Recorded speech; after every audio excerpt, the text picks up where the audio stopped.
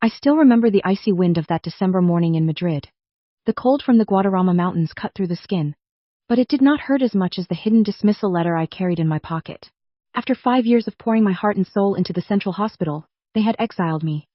My new destination was a rundown clinic in a forgotten village in emptied Spain, far from everything I knew. Through the immense glass doors of the lobby, I could see Director Sofia.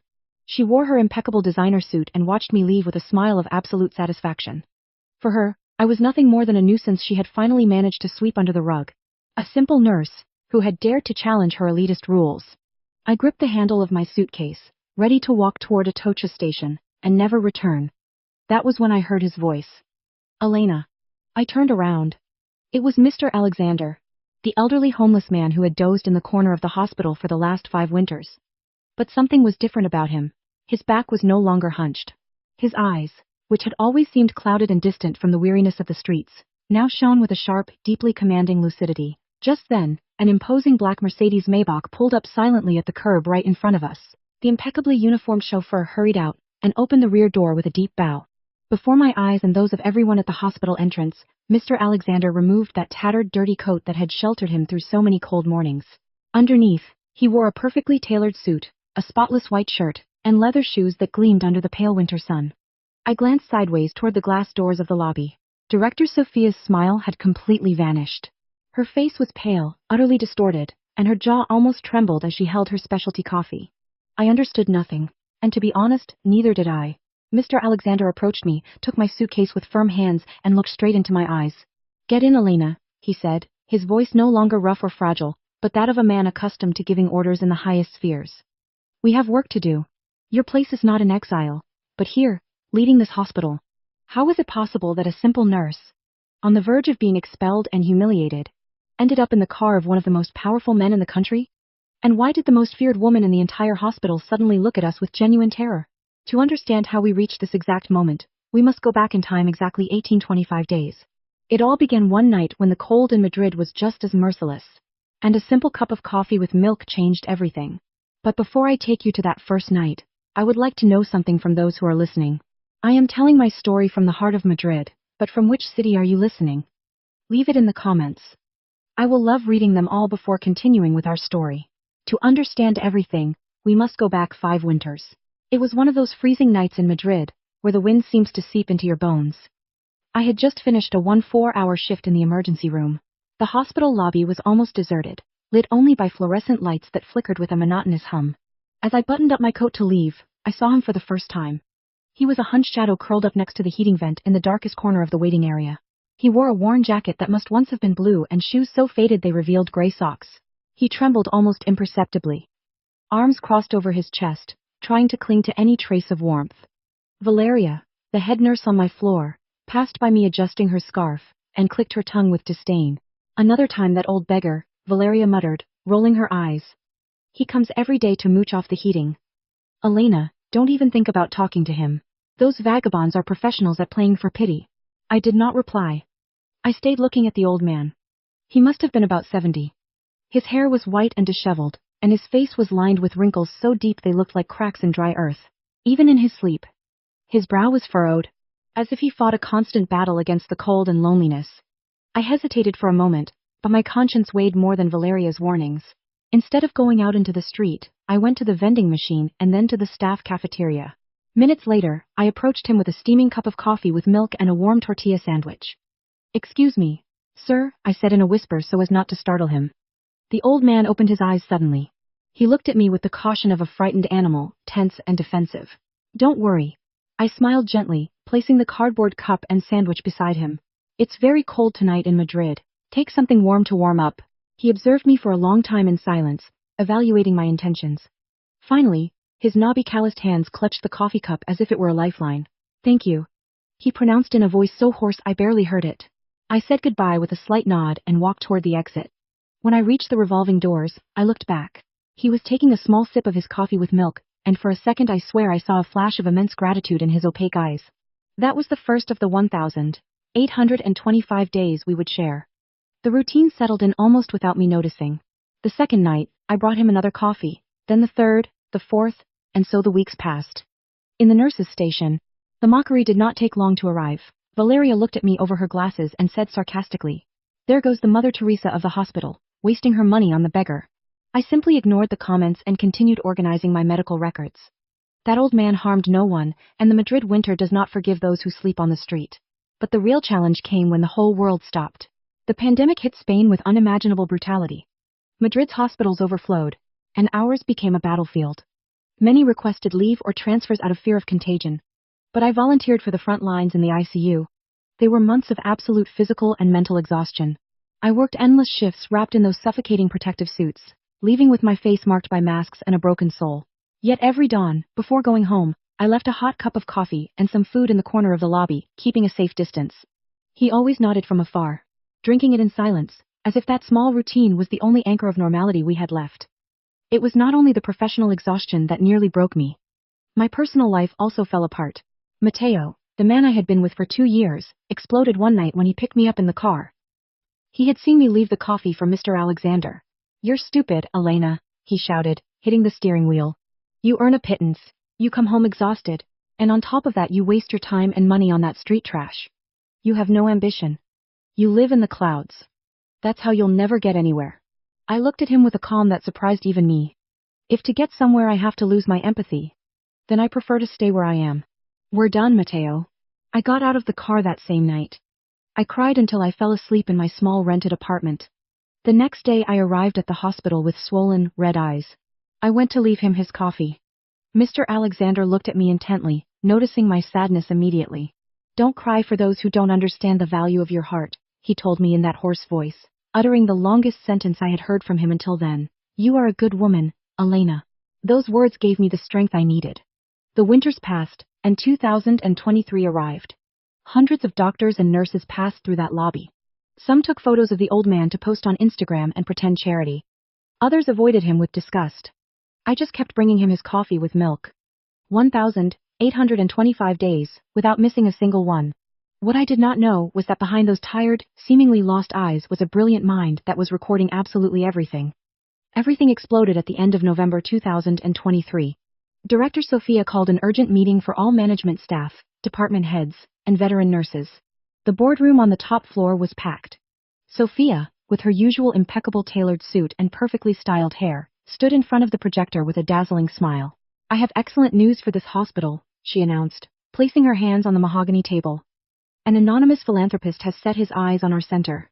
He intends to donate 5 million euros to build a new specialty wing and upgrade all our medical technology." A murmur of amazement and enthusiasm swept through the room. 5 million euros was an astronomical figure. It meant promotions, better salaries, and state-of-the-art equipment. But, of course, there was a condition. Sophia changed the slide. "The benefactor is very private," she continued, "and will come in person next week to inspect the facilities incognito. The funds will only be released if our image is absolutely perfect. Therefore, I want spotless floors, impeccable uniforms, and smiles on every face." She made a dramatic pause and her gaze hardened as she scanned the room. "And that includes clearing the lobby of undesirable elements. That old beggar who has been using our heating like a public shelter for years must disappear immediately. He is dirty, he smells bad, and he seriously damages our image of prestige. Head of security, take care of throwing him out today." Valeria, the head nurse, nodded energetically from the front row. "Don't worry, Director," she said in her usual flattering tone. It was about time. Sometimes the staff is too soft and forgets what the hospital's priorities are. As she spoke, Valeria turned her head slightly to glance at me sideways. I felt a knot in my stomach. I heard my own colleagues murmuring their approval, complaining that Mr. Alexander ruined the aesthetics of the place. 5 million euros. That was the price for which they were willing to throw an old man into the freezing nights of Madrid. My heart was beating hard, but my mind was strangely clear. I took a deep breath and raised my hand. "Director Sophia," I said in a firm voice that echoed in the sudden silence of the room. "I have an objection." All heads turned toward me. Some looked at me with astonishment, others with open hostility. Sophia's smile froze and her eyes became 2 blocks of ice. "What are you talking about, Elena?" the director asked, dragging out each syllable. I stood up, feeling the weight of dozens of stares fixed on my uniform. "I am talking about our vocation," I replied calmly. "What good is a hospital with marble floors and 5 million euro equipment if we lose our humanity?" Mr. Alexander makes no noise, he does not disturb the patients, He only seeks a little human and physical warmth. If we expel the most vulnerable to appear as an elite hospital, then we do not deserve that donation. The silence in the room was absolute. Valeria turned red with rage. You're crazy, Elena, she shouted, forgetting all formality. You cannot risk the future of the entire staff for your damn whim. Sophia slammed her hand on the table, making the water glasses rattle. Enough, she sentenced with clenched jaw. Elena, your false moralism has tired me. I give you one last chance. Retract what you said and obey my orders or face the consequences. I looked her in the eyes without looking away. When I graduated, I swore to protect those who needed help regardless of their status. I will not retract my words, Director. Sophia let out a bitter, contemptuous laugh. Very well, you may leave this meeting. You no longer belong here. The punishment did not wait. The next morning, the head of security stood in front of me with a legal document prepared by the legal department. It was a civil liability waiver agreement. Basically, it stipulated that if the old man suffered a fall, a sudden illness, or caused any damage on the premises, I would assume the full cost and criminal responsibility. They thought my nurse's salary would make me back down. But I took the pen and signed on the dotted line without my hand trembling. The head of security snatched the paper from me, completely stunned. Are you going to regret this? He murmured before leaving. He was right about one thing. The system does not forgive disobedience. On December 5th, Human Resources handed me an official notification. For attitude problems and lack of alignment with corporate values, I had been removed from my position. I was being forcibly transferred to a dilapidated health center in a remote village, hundreds of kilometers from Madrid. With a lower salary, no public transportation, and total ostracism from all those I once called colleagues. They had exiled me. I had exactly 3 days to pack my bags and say goodbye to everything. Friday came too quickly. It was my last night shift at the central hospital. The atmosphere in the nurses' station was suffocating. My colleagues looked away when I passed by. Some out of shame, others simply so as not to catch my misfortune. Only Lucia, a young trainee nurse, approached me with teary eyes around 10 at night. Elena, are you really leaving? She asked in a threat of a voice. You did nothing wrong. It's not fair that they send you to that lost village. I caressed her shoulder and smiled softly. Lucia, the most important thing in this profession is not prestige, but being able to sleep with a clear conscience. Never lose that. At 11 o'clock I took off my uniform for the last time. I went to the machine, got the usual well-heated coffee with milk, and walked toward that corner of the lobby. Mr. Alexander was there as always, curled up next to the vent. 5 years had left their mark on him. His back was more hunched, and his hair, now completely white, gave him an even more fragile air under the cold hospital light. I crouched beside him and held out the cup. Mr. Alexander, I whispered, feeling a knot tightening my throat. This is the last coffee I can bring you. They have transferred me. I will no longer work here. The old man's hands trembled as he took the cardboard cup. It took him a few seconds to process my words. Where are they sending you? He asked with that rough voice that seemed to scrape his throat. To a small clinic in the mountains, I lied halfway, trying to downplay it. It's a bit far, but the air is cleaner. I'll be fine. He lowered his head and looked at the dark coffee. In the silence of the immense lobby, I clearly saw a single, dense, opaque tear slide down his weathered cheeks and fall onto his hands. Please take good care of yourself, I pleaded, trying to hold back my own tears. It's going to get colder these days in Madrid. Promise me you'll wear the down jacket I gave you last year. I stood up slowly. It was terribly hard to say goodbye to him. Suddenly, the old man looked up. His voice sounded strangely clear, without the usual tremor of cold.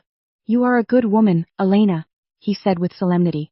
And you are a good man, Mr. Alexander, I replied with a sad smile. I turned around and walked toward the exit. Just before crossing the door, I looked back. He was still there holding the coffee with both hands, but his eyes no longer seemed like those of a frightened beggar. There was an indecipherable spark in his gaze. The weekend, I spent packing my life into cardboard boxes. My landlady, Mrs. Carmen, looked at me with pity as she helped me empty the closets. Oh, my child, she sighed.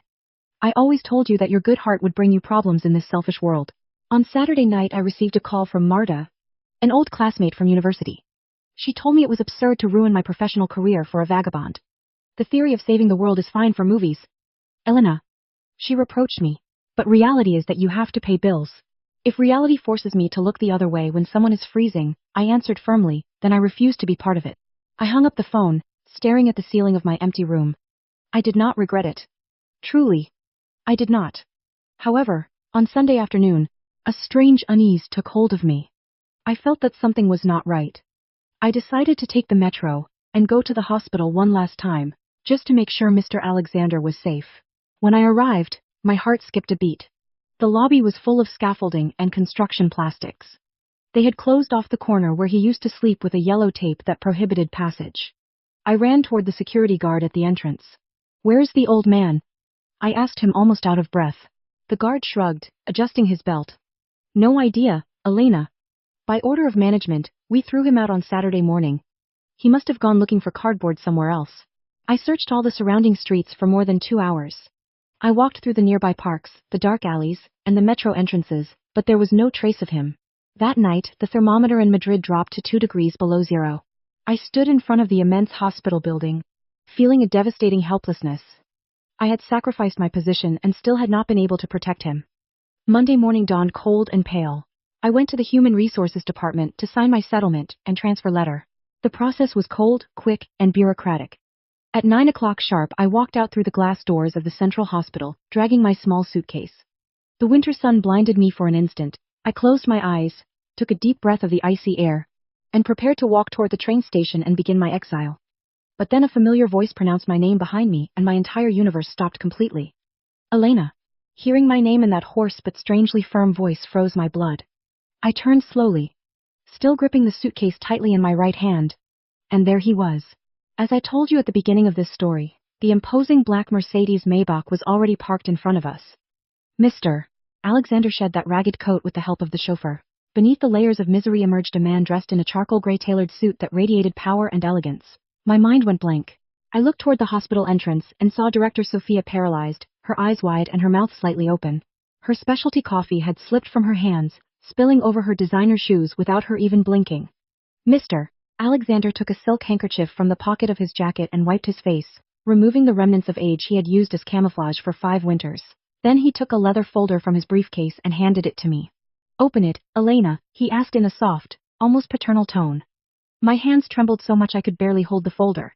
When I opened it, the first thing I saw was an old photograph faded by time, dated in the late 80s. In the image, a young doctor posed proudly in front of a modest brick dispensary in Madrid. On the sign was the name of what would later become this huge medical complex. The features of that young man were unmistakable. It was him. Below the photo was an official document from the Commercial Registry and the Ministry of Health. It clearly stated founder and majority shareholder of the Central Hospital, Mr. Alexander Montgomery. Along with that paper, the certificate of his voluntary retirement dated December 2018. My head began to spin. "It's not possible," I murmured, feeling like I was running out of air. "December 2018 was the month you first appeared in the lobby." Mr. Alexander nodded slowly, looking with melancholy at the imposing facade of the hospital. 40 years ago I built this place to heal the sick who had no resources," he said, his voice laden with memories. "But the hospital grew. Investors arrived. Boards of directors. Profitability quotas. When the time came to retire, the board demanded I name a successor. They wanted someone ruthless. Someone like Sophia, who would turn my hospital into a money-making machine." Mr. Alexander turned to me with his eyes fixed on mine. "I refused to hand over the work of my life to soulless managers," he confessed. "I needed to find someone who still kept the original vocation of medicine. Someone who did not look at the patient's bank account but at their suffering. So I decided to pretend to be the most invisible and undesirable person in Madrid, an elderly homeless man." From the inner pocket of his jacket, he took out a small, well-worn leather notebook.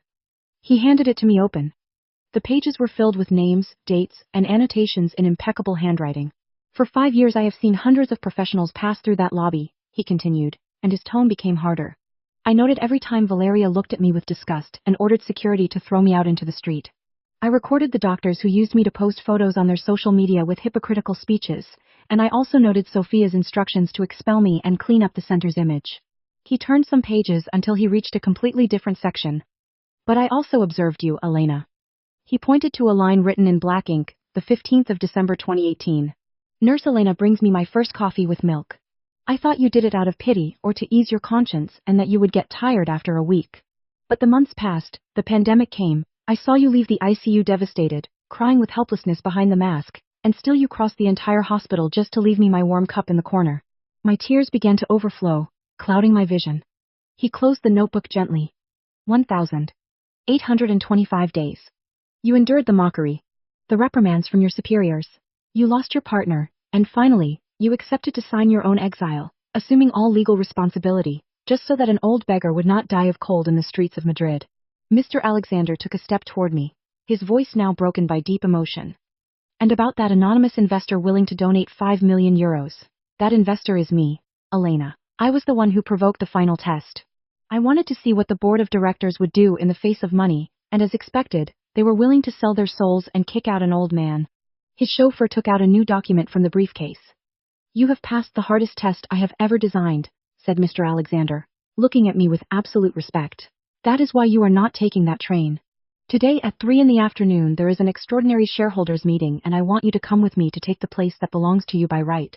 At 3 o'clock sharp, the boardroom on the top floor was immersed in a tense and expectant silence. Director Sophia had reviewed every detail. The porcelain cups aligned, the folders with the hospital logo, and the projector ready to impress the anonymous investor of the 5 million euros. Valeria, seated in the front row, boasted in a low voice to the other department heads. Luckily we threw out that ragged old man in time, she whispered with an arrogant smile. Imagine what a shame if the philanthropist had seen him. And that little nurse Elena must already be on her way to her miserable village.